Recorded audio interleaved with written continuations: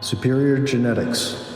It goes all the way back through all my father's fathers to the year 782 AD. The most active parts of my genetic profile have remained unchanged for centuries. Our DNA was engineered to dominate the genes of our mates, to be the gene that got expressed in the pair. It was made that way to last through the generations until the day when our dormant trait would be needed to continue the human race. Throughout the generations, all sons were born, all of them with the enhanced genetic package required to continue the lineage. Our chromosomes have multiplied and spread across the globe. The original specimen, or first father, was literally designed in a lab on a spaceship orbiting 500 miles above the Earth. They had taken hundreds of sample humans from around the world.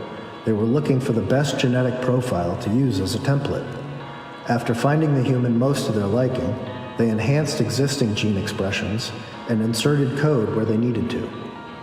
The end result was a physiologically advantaged human with the added DNA needed to resist the alien virus that would eliminate any life form that didn't have the proper code. Simply put, it was genetic vaccination. They gave the same treatment to all other animal species that they wanted to have on their new galactic outpost. Designer ecosystems were in vogue with the well-off back home. The first father was of fair complexion, with dark hair and dark eyes. Stocky and muscular, he was not easily broken. His charm could easily make lifelong friends or get him out of trouble. Because of this, life in general was easier for him than most. He was able to understand complicated thoughts at a young age due to his DNA doubling the neural networks in his brain and speeding up the rate at which a synapse is fired. He was just a little bit faster, stronger, and smarter than others.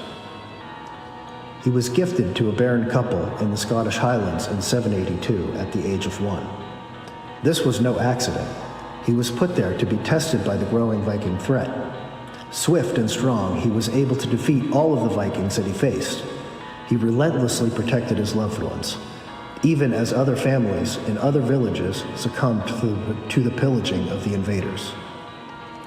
Once they were done observing the success of their enhanced species, the aliens left to let time and basic reproduction multiply their creation. Through the centuries, the descendants of the first father spread across the world. Each generation carried the legacy of genetic advantage while the hidden cure waited for its trigger. In the bustling streets of modern-day New York, I walk among millions, previously unaware of my heritage. I am John McGregor, a seemingly ordinary man with an extraordinary secret coded in my DNA. My life changed the day I received a letter, passed down through the generations, revealing the truth of my lineage. The letter spoke of a coming threat, a virus engineered by the same alien race that created the first father. They had returned, ready to fulfill their plan. The virus was designed to kill all but those with the implanted genetic immunization, thus making Earth into a custom ecosystem. As I read the letter, I came to a realization. All my life, people told me I led a charmed life. I've always been, at least, better than average physically, and superior to most intellectually. Now I know why.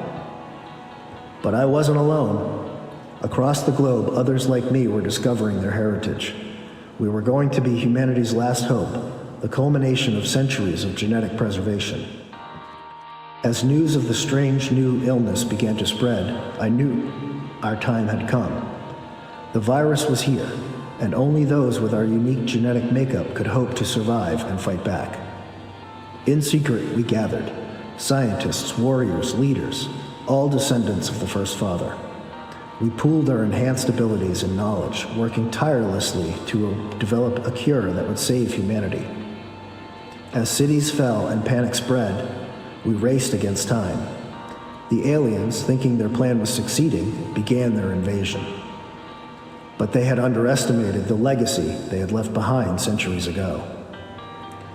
As soon as it was ready, we unleashed our cure, a counter-virus that would activate the dormant genes in all humans and insert the genetic code containing the DNA necessary to resist the alien pathogen and fight back against the invaders. As I stand here now, watching humanity rise from the ashes of near extinction, I can't help but marvel at the foresight of those ancient geneticists. They planted the seeds of our salvation in the most unlikely place, our very DNA. The story of the first father is no longer a secret. It's a testament to the resilience of the human spirit and the unexpected turns of fate. We are all children of that legacy now, united in our diversity, stronger for the challenges we've faced. And as we look to the stars, no longer in fear, but in wonder, we carry with us the lesson learned through the centuries of hidden preparation. Our greatest strength lies not in our differences, but in the shared threads of our humanity.